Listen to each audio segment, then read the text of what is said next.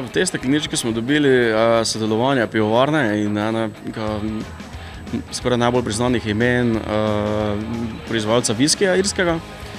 Dobili smo temno pivo z dosti hmelja, ki pa je zorjano v sodu od viskija. Bilo je sicer več pivovarn v igri za to sodelovanje, ampak ko so pač poskusili naša piva, ko so se spoznali z nami, so tudi takoj pač vedeli, kad z nami delali, poštekali smo se poslovno in privatno. Predvsem je za nekoga, ki ima rad nove okuse, ki ima rad bogate okuse, ki rad uživa v dobri hrani, dobri pijači. Količine so fejst omejene, sicer upam, da nekaj časa imeli tu pri nas v pivovarni zakupiti, tako da ja, bo treba kar pohiteti. In the nose, the aromas first, you get this touch of the Jameson, so you get this.